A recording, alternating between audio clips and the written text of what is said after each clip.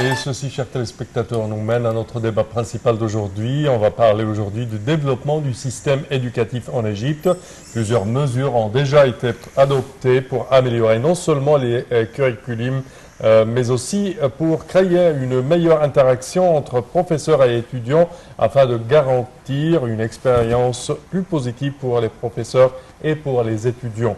Pour mieux parler de ce sujet, nous avons le plaisir d'accueillir aujourd'hui dans notre studio Monsieur Chelif Shafir, expert en la matière et formateur en pédagogie. Bonjour et bienvenue. Bonjour. Alors, premièrement, si on parle de l'année 2019, on parle de l'année de l'éducation, on parle également de plusieurs mesures qui ont déjà été adoptées pour, je dirais, redresser le système éducatif. Quelles sont ces mesures et, selon vous, quelles sont les plus importantes? Ok. Alors, nous devons commencer d'abord par dire que la vision actuellement, elle est différente. C'est-à-dire, pendant de très longues années, nous regardons toujours vers l'Occident comme étant le seul exemple à adopter ou à imiter. Alors, nous regardons les écoles françaises, anglaises, même finlandaises ou américaines, mais ce n'est plus le cas. Actuellement, nous regardons aussi vers l'Orient. C'est-à-dire, hier, il y avait une rencontre entre son Excellence, le ministre de l'Éducation, avec son homologue chinois. Ils ont discuté ensemble les moyens du développement de l'enseignement égyptien et l'échange des expériences des deux. Et en même temps, il y a eu l'application, depuis un an actuellement, de l'expérience japonaise.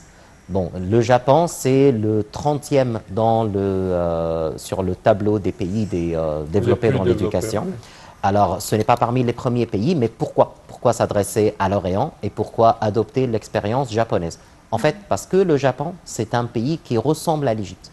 C'est un pays qui a une très grande civilisation et quand même qui aime garder sa civilisation-là. Il ne cherche pas à être américanisé comme les autres, mais il veut garder sa culture. D'où l'application dans les écoles japonaises des cours de savoir-vivre, de garder l'identité japonaise à travers des cours spécialisés pour que les Japonais soient plus productifs dans la société. On ne cherche plus les matières à enseigner aux jeunes Japonais, mais on cherche plutôt à construire une personnalité différente. On veut faire un enfant japonais coopératif qui sait travailler en groupe, qui est responsable, qui comprend que sa classe, c'est sa petite société, c'est sa deuxième maison, et ainsi, ils doivent travailler ensemble pour que ce soit la meilleure. Ainsi, les enfants japonais nettoient leur propre école, il n'y a plus de dada, c'est eux qui font tout le travail. Ils participent à cuisiner les aliments, c'est eux qui nettoient après eux, c'est eux qui organisent leur classe.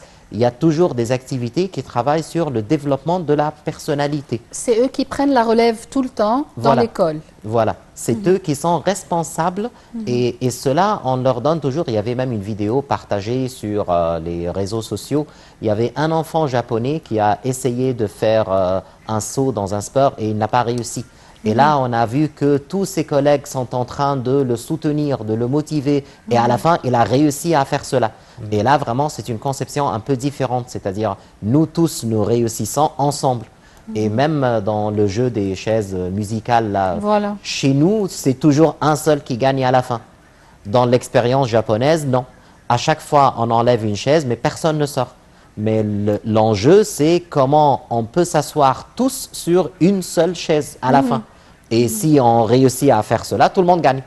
Et là, c'est tellement constructif. Je dirais. Voilà. Alors là, vraiment, on essaye de penser très bien. Alors celui qui est le plus costaud, le plus gros, il s'asseoir le premier. Ensuite, un sur le genou droit, de gauche. Alors là, vraiment, il y a un essai pour réussir ensemble. C'est cette conception-là qu'on essaye de donner.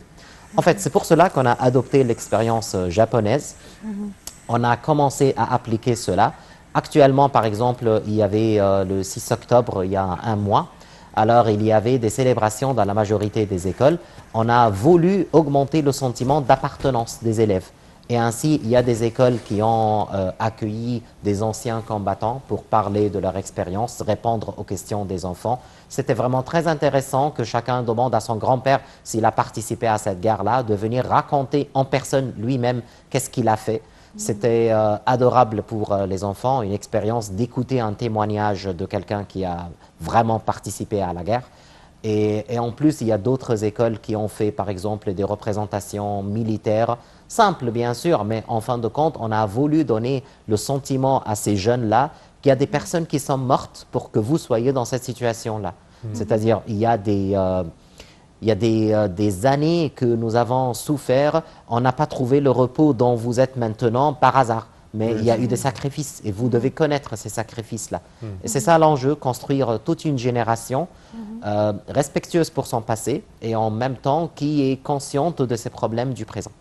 Et ces journées-là, pour célébrer le 6 octobre, ces journées étaient célébrées en arabe ou bien dans les autres langues Non, en arabe. En arabe. En arabe. C'était plutôt dans les écoles gouvernementales et c'était célébré en arabe avec des panneaux en arabe, des mots de quelques personnes, mais c'était en arabe. Parce que je vois toujours ce dilemme entre les écoles, l'administration et les parents qui insistent à faire tout en anglais ou en français. Ça, c'est une catastrophe. Oui, c'est une Ça, catastrophe. c'est Oui, une vrai, catastrophe. oui. On essaye de vraiment changer notre peau, de devenir complètement occidentaux, et ce n'est pas le cas, et ce n'est pas normal. Normalement, mais je retourne à l'exemple japonais, les Japonais jusqu'à maintenant, malgré la difficulté de leur langue, même en écriture, ça ressemble à l'hiéroglyphe plutôt avec des signes, mais ils gardent cette langue-là et ils insistent à l'appliquer. Les Chinois, la même chose. Ils apprennent bien sûr l'anglais et les autres langues, mais ils gardent cette langue-là. Et ça, c'est aussi une nouvelle vision du ministère, c'est-à-dire on essaye de sortir du cadre anglais-français. Il y a l'apprentissage du japonais, du chinois, de l'espagnol, de l'allemand qui commence à s'élargir encore. On ne cherche plus à être restreint dans 2 langues seulement. Non, le monde est vaste, il y en a plusieurs langues. Et l'arabe est parmi les langues les plus parlées dans le monde. Alors, il faut maîtriser l'arabe. Ça, c'est important. On ne peut pas parler des élèves qui sont égyptiens et qui n'arrivent pas à bien rédiger un texte en arabe. Ça, c'est honteux Ils quand même. n'arrivent pas à former une phrase correcte. Oui, c'est honteux et c'est inadmissible. Il ne faut pas l'accepter. Certainement, certainement. Ce chiffre, parmi les pays les plus développés, je dirais, dans le domaine de l'éducation, on parle toujours de la Finlande, on parle de Norvège et également plusieurs autres, Singapour surtout. On parle que durant ces rénovations et ces redressements du système éducatif, on a opté pour réduire les devoirs à la maison. On a opté pour plusieurs concepts nouveaux à être introduits dans l'éducation, surtout le contact en direct avec par exemple la biologie, les arbres, les insectes, les animaux, à ce que l'enfant découvre par lui-même, avec certainement l'assistance du professeur, le monde qui l'entoure. Ok, oui, exactement. En fait, le système, il est basé non pas sur un programme, mais plutôt sur un concept. C'est-à-dire, je vous donne un exemple. Prenons par exemple le thème de l'année, ça va être le concept du changement. Et ainsi, ce changement-là, il est étudié dans les différentes disciplines. Par exemple, en sciences, on va faire planter quelque chose. Et on va observer durant l'année les changements qui auront lieu par rapport à cette plante. Et ainsi, Un grain jusqu'à ce voilà, qu'elle devienne... et on commence à arroser quotidiennement pour voir qu'est-ce qui se passe. La même chose, le changement, on va étudier par exemple en histoire le changement qui a eu lieu après une certaine révolution. Prenons la Révolution française. Alors, qu'est-ce qui s'est passé avant la Révolution française? Qu'est-ce qui s'est passé après? La même chose en mathématiques. Comment les chiffres changent en les multipliant avec... Mais vous voyez, c'est toujours le même concept du changement, mais il est vu de différentes visions possibles. Et là, ce n'est plus la matière, mais c'est plutôt la pensée de l'élève sur un certain thème. Et ces pays-là, ils sont développés dans l'éducation parce qu'ils travaillent plutôt sur l'individu. On ne travaille pas sur la discipline elle-même. Parce que ça entre dans la liberté pédagogique. C'est à chaque professeur de choisir ce qu'il veut enseigner. C'est-à-dire on peut trouver dans une même école, même niveau, 2 classes juste à côté l'un de l'autre et chaque professeur travaille quelque chose de différent. Ils sont dans la même chose exactement, mais chaque professeur choisit le thème qui lui plaît ou la manière avec laquelle il va expliquer ce thème-là. Pourquoi? Parce que chaque professeur, il a sa vision. Ça entre dans la liberté pédagogique du professeur, mais c'est toujours dans les mêmes objectifs en général. Et alors là, il y a la recherche de comment développer l'individu. D'où l'expérience japonaise, le Tukatsu. Alors, c'est quoi le Tukatsu? Tukatsu, c'est un mot japonais, c'est bien Ça se entendu. Alors, qui veut dire les activités spéciales. Alors, ça, c'est un cours obligatoire dans toutes les écoles japonaises. C'est un cours de savoir-vivre. Ok. Alors, l'autre fois, nous avons parlé de Chez savoir-faire. nous, en Égypte, c'était cours de vie dans le temps. Voilà, c'était cours de vie, mais d'une manière simple. Ouais. Actuellement, ça s'appelle Tukatsu et ce système-là est entré dans les écoles égyptiennes. Il est appliqué à partir de cette année dans les écoles en primaire. Et qu'est-ce qu'on l'appelle en Égypte? Tukatsu. Tukatsu, on a gardé le même nom. Ok.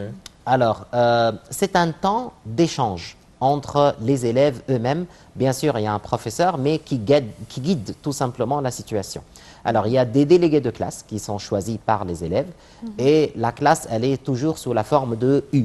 U pour que tout le monde puisse voir tout le monde pour pouvoir faire une communication. Voilà. Alors, on commence par proposer quels sont nos problèmes. Et chacun écrit sur un petit un petit peu de papier le problème qu'il a rencontré durant ce mois-ci, c'est quoi? Et c'est anonyme parce qu'on ne veut pas que ce soit personnel. Si par exemple quelqu'un il est victime d'un harcèlement, on ne veut pas que cette personne-là dise clairement. Peut-être il est timide, il n'aime pas le dire. Alors on commence ensuite à noter ces problèmes-là sur le tableau et on commence à voter. Quel est le problème que vous croyez qu'il mérite d'être le plus étudié pour le régler ce mois-ci? Et les élèves, ils votent aveuglement, c'est-à-dire chacun cache son visage et il lève la main s'il est d'accord avec ce problème-là. Ainsi, toujours, on veut garder l'anonymat.